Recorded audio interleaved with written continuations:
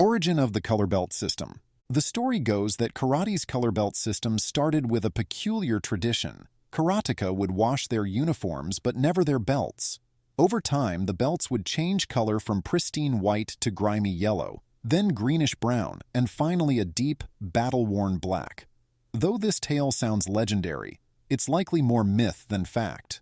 Nowadays, some karate enthusiasts never wash their belts to show off their hard-earned wear, while others speed up the aging process with extra washes. The belt system as we know it was formalized by Jigoro Kano, the founder of Judo, to motivate students and mark progress. Gichin Funakoshi, who introduced karate to Japan, adopted this system in the early 20th century, awarding the first karate black belts in 1924, standardizing rank requirements. In 1938, the Butoku Kai, Japan's martial arts governing body, decided it was time to bring some order to the karate chaos. They called for all karate schools to register and attend a crucial meeting to standardize rank requirements. This was a big deal because, until then, every school had its own way of doing things. Major styles like Wado-ryu, Shito-ryu, and Shotokan agreed on unified grading standards. Funakoshi, the karate pioneer, was ironically awarded his Renshi title by a board that included one of his own students. Meanwhile, Chojun Miyagi, founder of Gojo Ryu, became the first karate master to receive the Kyoshi title from the Butoku Kai, marking a significant milestone in karate history. Post-war organizations. World War II threw a wrench into the gears of Japanese and Okinawan martial arts. Many masters perished, martial arts were temporarily banned by the American occupiers, and the Butoku Kai, the main governing body, was dissolved. Post-war, each dojo had to rebuild independently. In Okinawa, the Kyu-Dan system wasn't widely adopted until after the war, leading to the creation of new sanctioning bodies to legitimize ranks.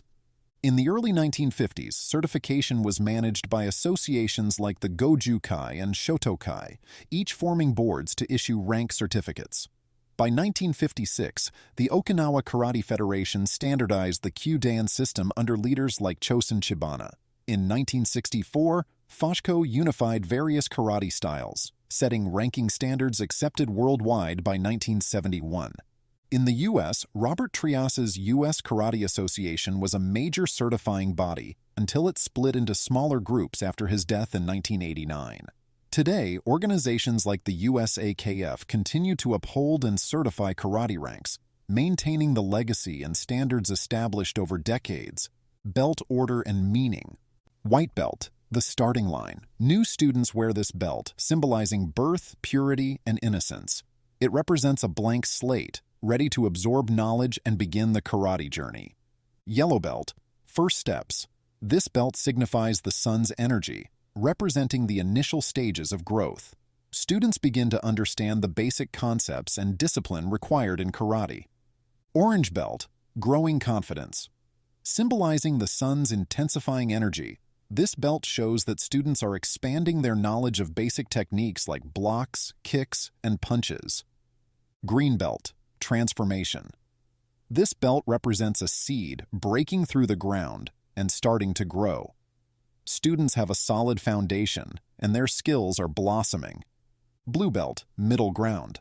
As the plant reaches towards the sky, this belt signifies significant progress and mastery of more difficult techniques. Blue belts are respected by beginners for their experience. Purple belt, advanced beginner. Symbolizing the changing colors of the sky at dawn, this belt indicates that students are perfecting advanced footwork and setting their sights on achieving a black belt. Brown belt, near mastery. Representing a seed in harvest, this belt shows maturity and readiness for cultivation into something new. Brown belts are highly respected, often nearing the skill level of a black belt. Red belt, peak intensity. Symbolizing the hottest parts of the sun, this belt represents a high level of skill and the importance of control and discipline in response to situations. It is rare and signifies a high level of mastery. Black belt, mastery and a new beginning. Representing the absorption of all colors, this belt signifies the darkness behind the sun and the start of a deeper journey in karate. It marks the transition from student to instructor, embodying years of dedication and proficiency. Striped belts. In some karate dojos, you'll come across striped belts, which serve as transitional markers between two belt colors. For instance, instead of jumping straight from a blue belt to a purple belt, you might wear a purple belt with a white stripe. This indicates you're in an intermediate phase, progressing from one rank to the next.